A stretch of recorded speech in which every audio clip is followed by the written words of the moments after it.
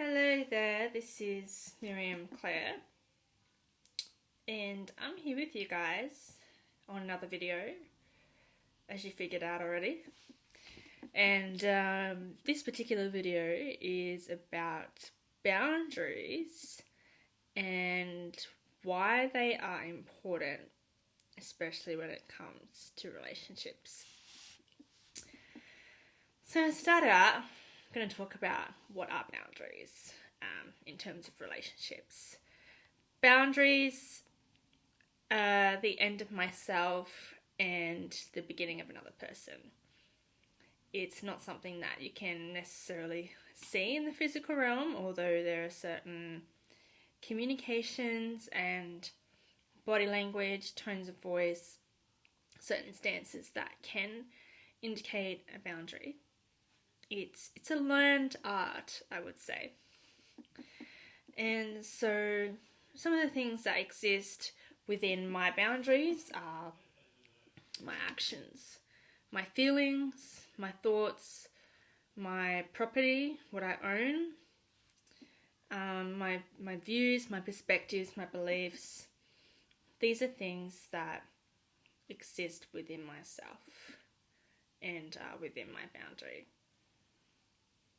On the other hand, other people's boundaries include everything I've listed, but it's theirs. And so if we look at now why boundaries are important, especially in relationships, well, let me tell you. Boundaries are important because, as I said in the beginning of this video, it shows the end of myself and the beginning of another person. If I stay within my boundaries and communicate my boundaries clearly, if and when a situation comes up, it helps other people to know where my boundaries are so they can respect them, hopefully. And in the respecting of my boundaries, I start to develop a sense of trust, a sense of safety with this person, that I can be myself and they will respect me and they will accept me. The same goes with another person setting a boundary, having boundaries. If I know where a person's boundaries are, I can then respect and accept them the way that they are and in what they need and in what they want. I can also determine if this particular person is someone that I want to get closer to or someone that I want to pull away from, or even someone that I recognize the level of the connection where it's currently at is what I'm happy with, and I'm not necessarily wanting to move further away or closer to. It's found a comfortable position. If I'm not aware of other people's boundaries, then it makes it difficult and challenging to respect their boundaries. And the reverse is also true. If I'm not clear about my boundaries and what I want, who I am and what I need, then other people don't necessarily know. It's almost like a mind reading game, and that can become very exhausting. On the flip side, when we don't have boundaries, when we don't honour and respect our own boundaries within our own life or within a relationship, this can lead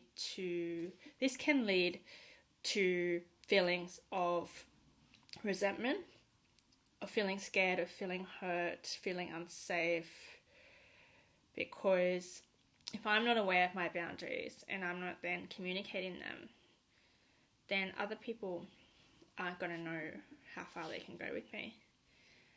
And so if they cross one of my boundaries and I don't say anything and then they continue to do so, what will likely happen is the building up of feelings like disappointment, frustration, anger, distrust, resentment. All these feelings start to build up until I can no longer handle those emotions, and so I may then lash out, or may start to resent this person and start to pull away. And so this is another reason why it's very important to become aware of our own boundaries and to communicate them. Because if I'm already aware of my feelings and aware of my boundaries, I can communicate them early on. And I can, using an analogy here, I can tell someone where the fence is, like say on my house, and the fence around my house is a boundary. I can communicate to them that this is the boundary. Now, I may want to welcome this person onto my property and into my house. And so by communicating that and allowing them to do so, gives them the freedom to do so if they would like to. Now, welcoming them into my house doesn't necessarily mean that I'm now giving them free reign of all of the rooms, of all of my life, because that would require the development of trust. And so I might first welcome them into my lounge room or into my kitchen. So certain parts of my life, certain thoughts that I have, certain beliefs, certain experiences that I wish to share with them. If I feel safe with them in my house, in those places, then I might welcome them into more intimate and more vulnerable parts of who I am, of my life. And so it's very important in relationships to not welcome a stranger straight into my heart, straight into my bedroom, when there hasn't been the development of trust, the development of the connection slowly at safe intervals. So I hope that's been helpful for you today. And if you have any further comments or questions, feel free to post them below and I'll get in touch with you. Feel free also to give me a like and subscribe for more content that will be coming up, so you can be notified when that happens.